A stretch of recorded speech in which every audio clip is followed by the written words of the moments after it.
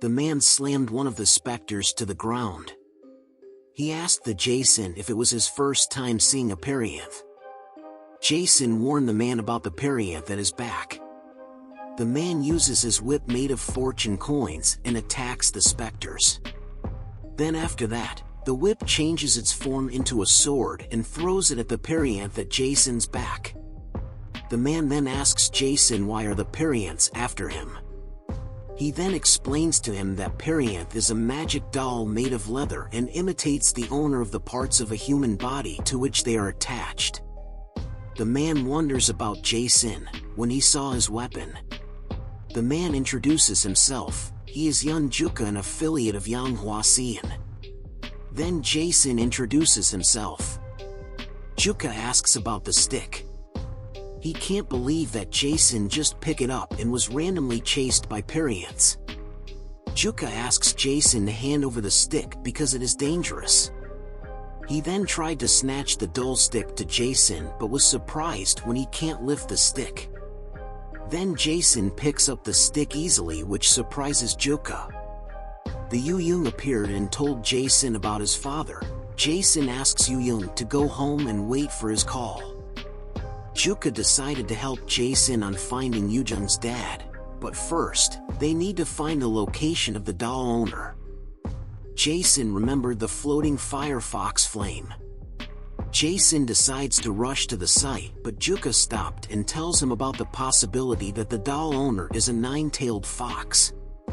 Back at the house, the small specter wakes up and saw Seokian. He then introduces herself Hungayan, the royal princess of the Soyo kingdom. Seokian asks her why is she inside the urn. Hungayan told her that she was ambushed while exploring the human world and was forced to hide inside. Back to Jae Sin. He asked the landlord where they saw Yujung's dad when he was bewitched by the firefox. Juka puts a tracking spell on Jae Sin because he wants to observe him a little bit more. Meanwhile, inside an underground cell, a small kid was bringing dinner. She asked the people to eat. Then Yu dad begs her to send him back home to his daughter. The little girl then pulls one of his nails and pins it on the doll, which transforms into a perianth. Then she told the perianth to bring Yu to her. Back at the Promised Orchid Inn, the puppy became suddenly agitated when someone knocked at the door. Seokian told Hongyan to back and hide inside the urn. She then decided to go and check who's knocking. The mysterious man immediately realizes that Seokian is not a perianth and not a person either. He's glad that he came back to check when he felt the ghostly aura. The mysterious man pulled out a yellow bead which should react to any ghostly aura.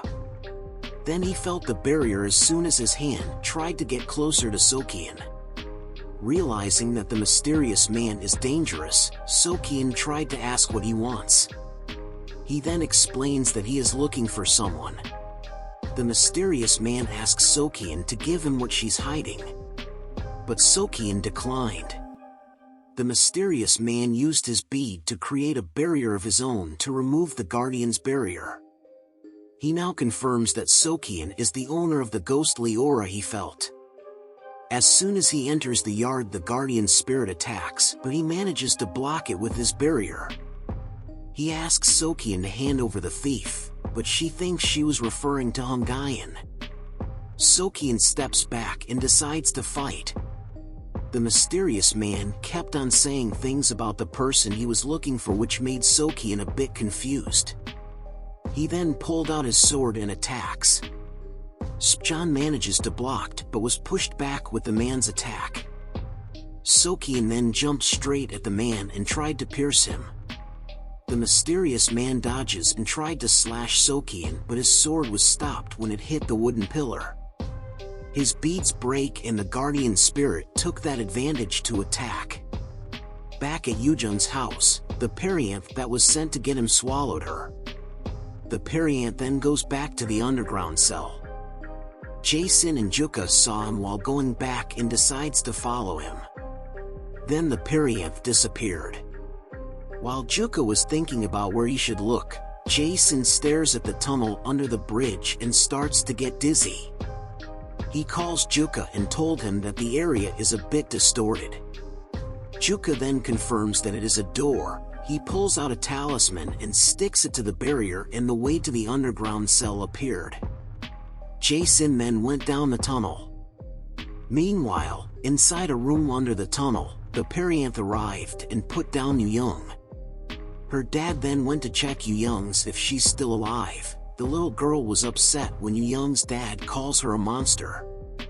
The little girl was surprised when the Perianth beside him explodes. Then Juka and Jae Sin appeared. The little child went outside to confront them. Jae Sin puts on his eyeglasses and saw the girl was actually a fox specter with 3 tails. She then rushes to Juka and tried to pierce him, but she was shocked too when she felt pain. Juka then revealed that he has some talisman under his coat. The little girl throws more Perianth and run. Jae Sin told Juka to duck and slash the dolls with his sword. The little girl went back inside the room and locked it up. Jae Sin took a peek and saw Yu Young inside. Jae Sin and Juka tried to force the door open, but the Perianth inside blocked it. The Firefox pulled out more dolls and ordered them to kill the people inside the room. Then the door suddenly opened and the dolls went out to attack them. Juka transforms the fortune coins into a sword and tried to attack one of them. He immediately stops when the Perianth opens and showed that there are humans inside. Juka was caught and beaten by the dolls, but Jae Sin manages to throw and control the sword. The dolls attack Jae Sin and manages to land a punch that slammed Jae Sin into the wall. The dolls tried to attack Jae Sin, but Juka manages to save him by using his binding talisman. He explains to Jae Sin that he cannot move while using that spell, so he has to take out the people while he holds them. Jae Sin remembers what happened when he used the tattoo marks. So he tried to use it again. While holding the Perianth, the little girl appears and pierces his back. Back at the house, Seokian is having a hard time fighting the mysterious man. Hyoung went out and told him not to bother Seokian anymore. Hyoung fires at him. He tried to block it, but was surprised when a bullet manages to damage him. Realizing the bullet that hit him, he immediately learned that Hyoung is the Soyo Kingdom. The mysterious man was confused, not that he thought that there was still someone hiding inside the house. Hyoung fires at him, but he manages to block every single one of them. Back to the tunnel, Jae Sin manages to free Yu Young. Juka was surprised at how did Jae Sin kill the Perianth. The Spectre Fox then tried to save her dolls, but Juka attacks her. The little girl evaded his attack by running on the walls. She jumps towards Juka's shoulder and tried to pull his head. The Firefox Spectre saw her dolls getting attacked, which made her distracted. Juka then slashed his swords upwards. He manages to cut her back and put her out of balance and dropped to the floor. A golden bead came out of the pouch. Seeing the bead, the Firefox Spectre remembers her past. Sometime before, she was found by an old lady who named her Sahu, for she is a fox spectre. She asked her to be with her family and stay in her house. The two of them enjoyed their company until the old woman got sick. Her grandma told her to look for a new family so that she won't be lonely. Then the villagers attacked her. She tried to run as far as she could until she fell to the ground. Then a mysterious lady appeared. She told Soho to hurt the humans because they will also hurt her for being a fox. Soho told the mysterious lady that her grandma wants her to make a new family. The mysterious lady then asked her to just create a new one. She lent her a bead that can help her. Back to the present, the bead was picked up by Jae Sin, and the fox spectre run towards him to get it back. Suddenly Jae Sin burst out an enormous power that pushed back the fox girl.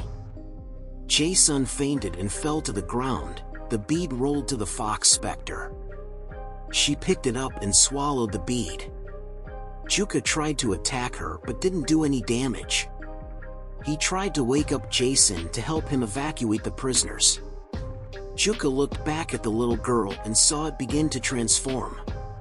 Back at the house, the mysterious man was still insisting to look for inside the house, when suddenly he felt the power of the bead he was looking for.